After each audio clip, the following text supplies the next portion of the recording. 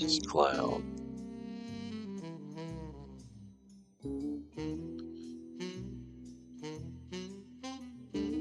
Darlie has no motive. The funeral costs more than the life insurance policy on the children.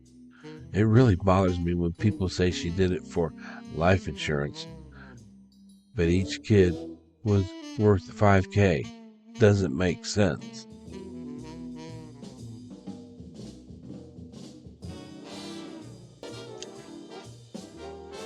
Yes, filicide. Diana Loman Patterson. Who wonders where I was on 6/6/96?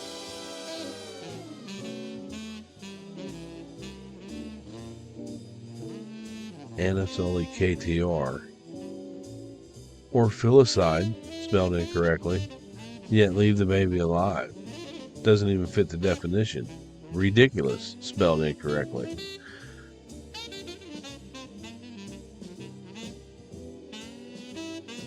Filicide doesn't say you seek out a child that's in the other room with its father asleep. It says that you kill children in revenge, spousal revenge, filicide, as defined by Dr. Philip Resnick, the leading expert in filicide.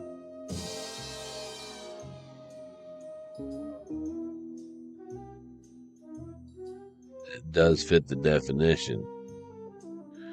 Drake was unharmed because he was safe with his father. And Jack Francis comes up with a very good answer. Anatoly KTR. It really bothers me too when people say she did this for life insurance proceeds. From what I see, the people who make this claim are mostly limited to true crime bloggers who get many details of this case wrong. The prosecution has never suggested that Darlie's motive was for life insurance. That's correct, and that's a very good statement, because most of the people that know this case, that know that Darlie is guilty, don't believe that she did it for the life insurance. It wasn't for money. It was for a lack of money. And the true crimers that I know that know this case, the hardcore Darlie Routier non-supporters, we all know it wasn't for the money. It's for the lack of it. She wasn't trying to profit. She was trying to cut costs. She was trying to deny services. She was trying to end programs in order to save money.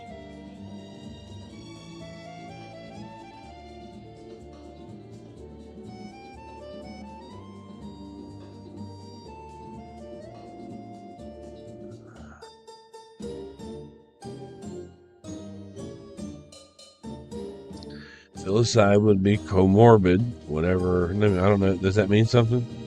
Let me look. Comorbid is a medical term that describes two or more diagnoses combined. It's another word for saying combined. It's a medical term she knows that I didn't know. So even in making jokes about these people, I too can learn something.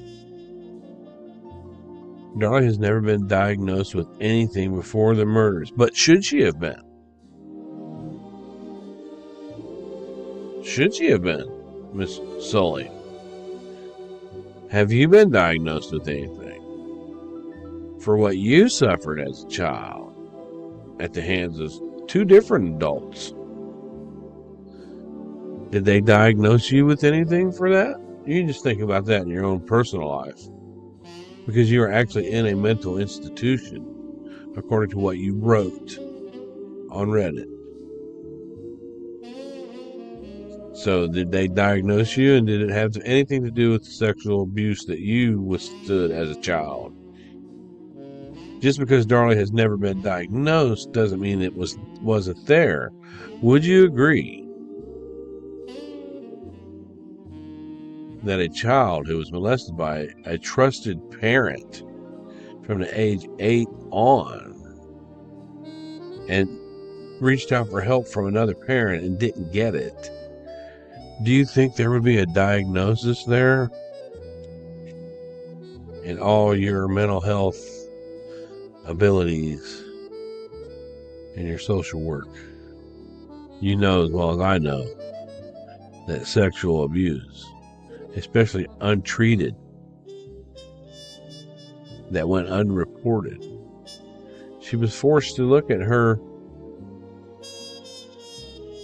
abuser. You tell me. Should she have had a diagnosis, Miss Anna Sully, KTR, medical personnel, mental health personnel? You know, you did all this stuff and you don't figure that? Free Darlie. During and after the funeral, she was on heavy meds. Actually, she wasn't. She was only diagnosed, what, 0.25 Xanax? However, she did have an issue with pills. You know, with the Atarax and the Klonopins that were found in her house. And her statement, you know, was, during the funeral, during all that, everybody kept giving me pills, she said. So that means that everybody had pills. It makes me wonder if Darlie didn't pay off her pill dealer.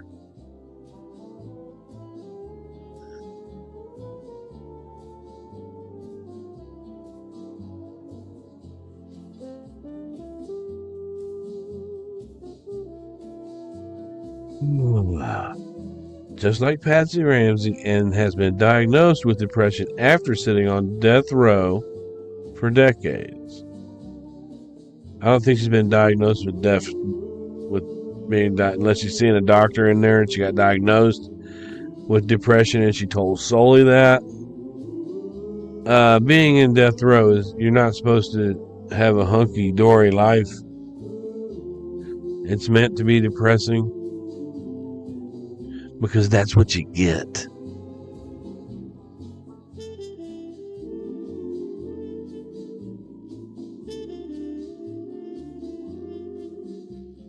For a crime she did not commit and the loss of the boys. Okay, so Darlie loved her boys and she lost them. She's dealing with a little bit of depression. Had a little trouble after the murders. So why wouldn't Basha Jovel be going through the same type of thing? Which she told me that it was the biggest part of her life, losing those kids. And what do people do? You worked in mental health. You said, what do people do when they have something that it's hard to deal with? They look for reasons to escape. They want to use that drug and put that Band-Aid on that wound. And then when that drug is out or you don't have it, it's not available, it's like pulling that Band-Aid right off that wound. It hurts like hell.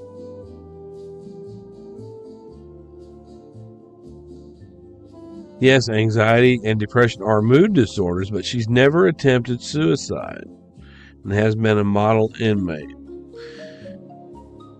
I have to say, if I was on death row for a crime that I did not commit, especially one of this magnitude, I would sure want to end it. So she gets props from me, but she was suicidal. Just as Robert Fuller says, she was definitely suicidal. She was definitely under lots of stress. She even writes about it. If you go back and read her own words, if you were doing an assessment of her, and it was your idea, it was your job to set up a treatment plan for her as a mental health counselor. When somebody's writing down that things have been so hard for so long, I just don't have the strength to fight anymore. She's writing down that she's got some severe depression going on. In her own words. And I'm not done with you yet about Darlie's own words.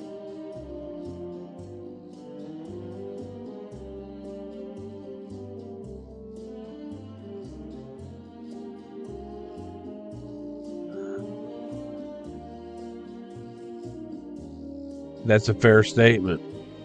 But she definitely had issues.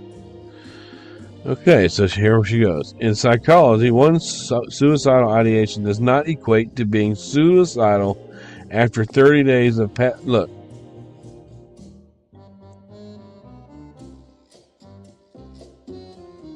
She had the idea of suicide. And then just 3 weeks later, which is less than 30 days,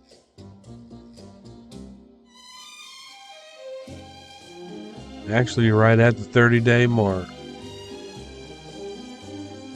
give or take a day, you are no longer considered a suicide risk.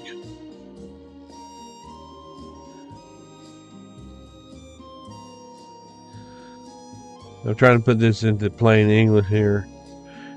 In psychology, one suicidal ideation does not equate to being suicidal after 30 days have passed without suicidal ideation. You're no longer considered to be a suicide risk. Well, Darlie was having some issues. And we have that in her own writing. When she wrote us her own psychology report. She was definitely considering ending her own life. She was definitely admitting to being a miserable person. She definitely said that she was depressed. She definitely wrote down about the loss of her grandparent. She wrote down about the sexual abuse that she sustained from her step-parent. One of the things in filicide is the recent loss of a parent or grandparent. You look that up. 30 days of past. Nobody knew she was a suicide risk except for Darin. She also spoke with the psychiatric or psychologist expert Lisa Clayton, and you can go read her report. She states that Darlie suffers from no mental illness. I think she had a little bit of postpartum, and of course, finances with 3 kids are gonna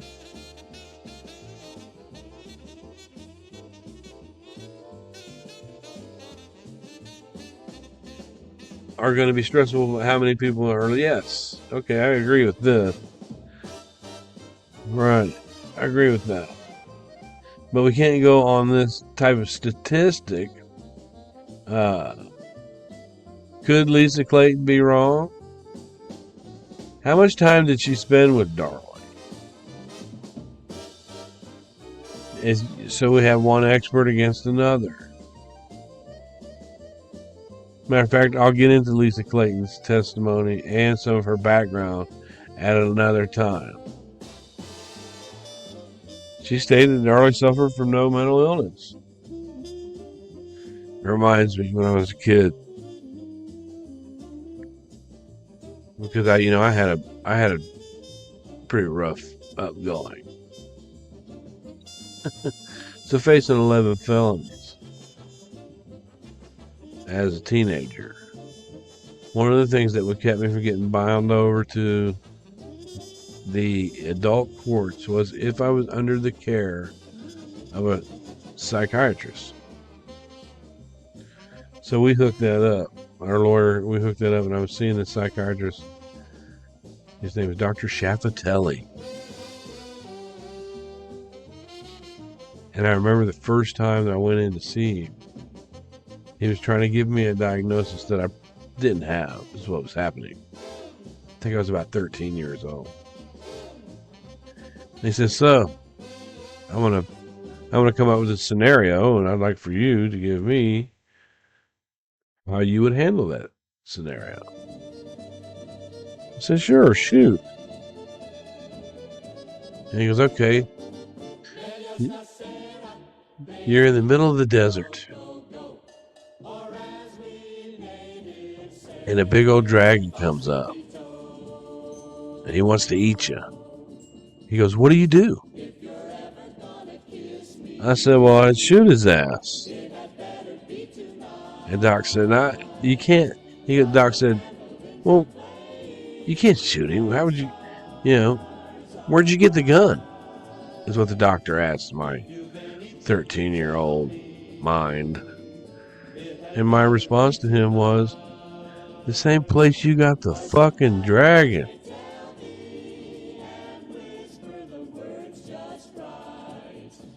So these psychiatrists, people in psychology, they can be fooled. But her testimony, you can go read Dr. Lisa Clayton's testimony. I can't defeat her testimony. I'm not going to try to.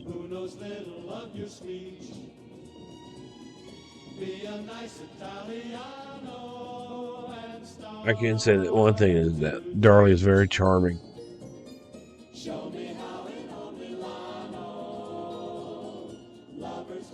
Oh, and did Dr. Lisa Clayton record any of the sessions that she had with Darlie? Neither did Bill Parker.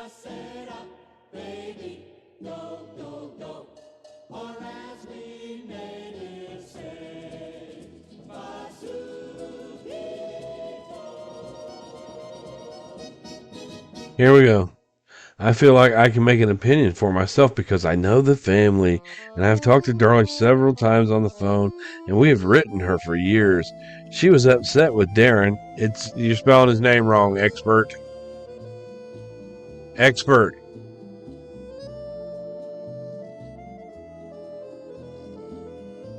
And what he was doing with his spare time.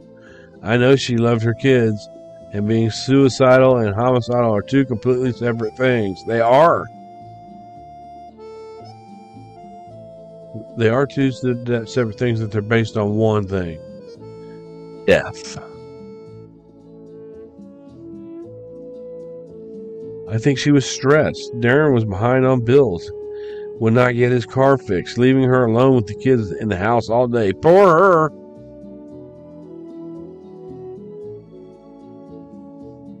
Darin was there. She spelled his name right. Darin was spending that time and money on coke. It was found in the house.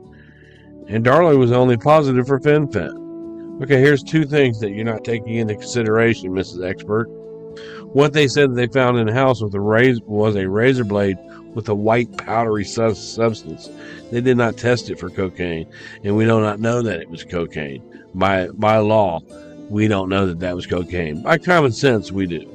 But on the legal, if you brought this to a legal thing, they never tested it.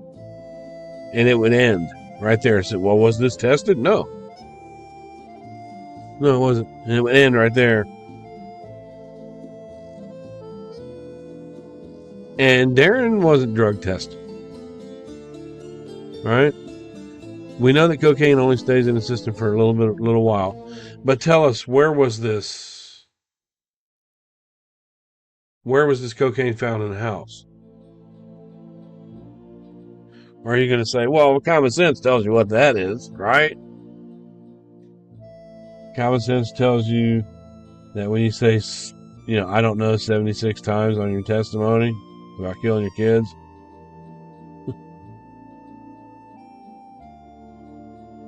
I feel like in today's lingo that would say somebody killed their kids because they were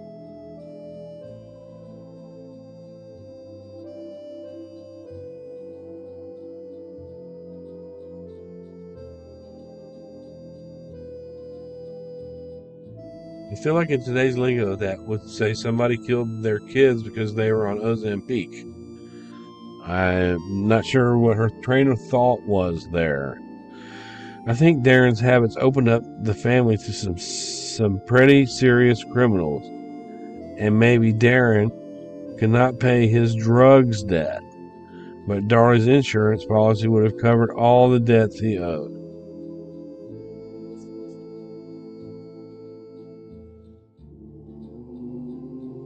Okay, here we go, Miss Anna Soli KTR. Would you consider this, what you're doing right here, by blaming Darin for having something to do with his kids coming out killed because of some fault or some habit that he had, is not harassing to the family? That's Drake's dad.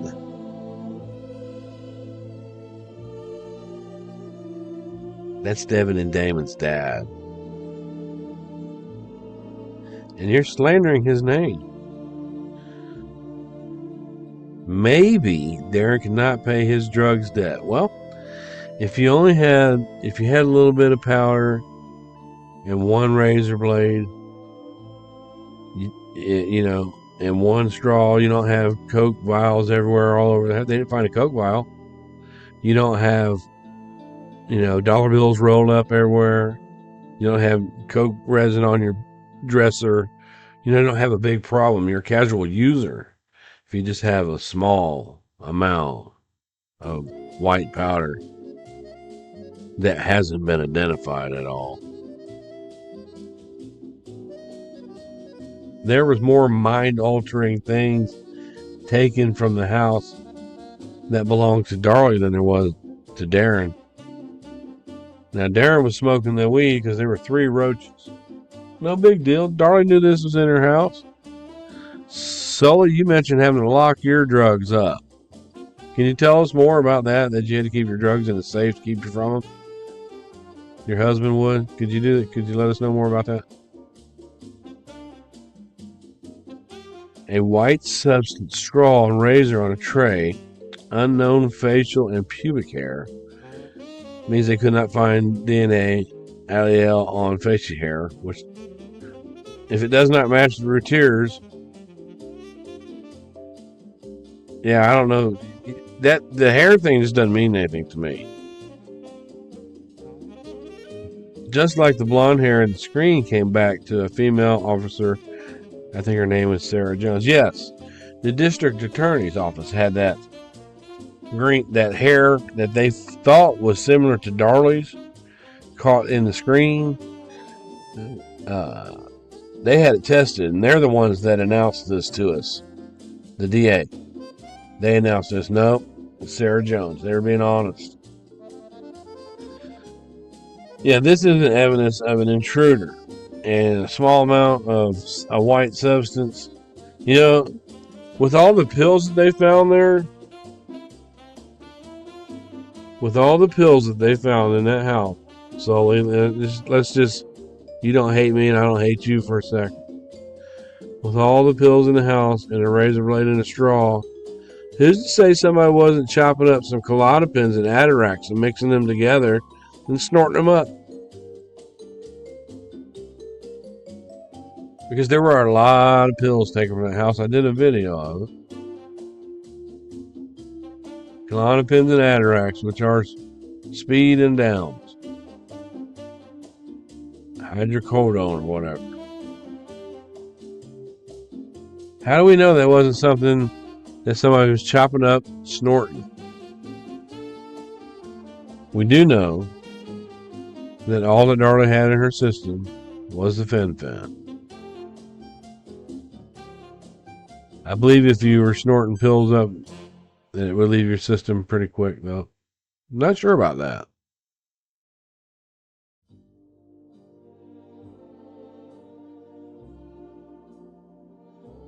She's going on about this right here.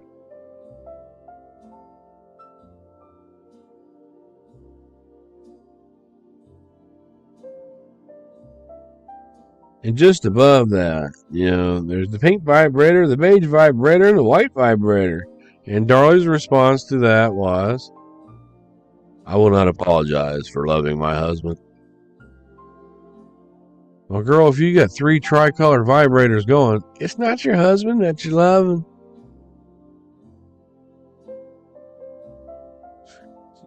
She does not show any of this in the same evidence report for 619.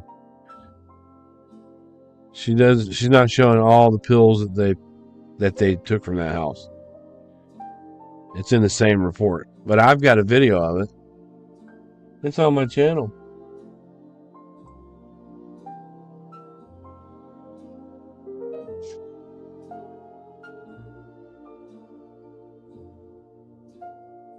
Yeah, Sully.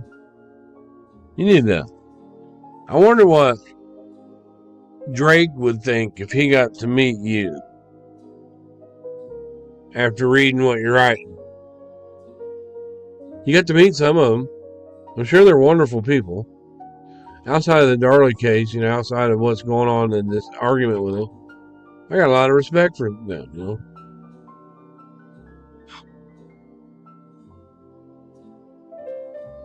Do you think that Danelle's going to want to bring you around Drake with you saying this kind of stuff? That her dad was a cokehead?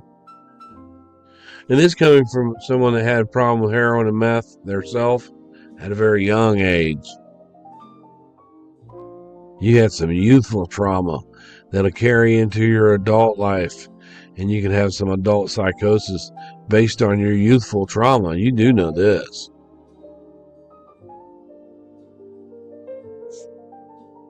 Don't be a dumbass.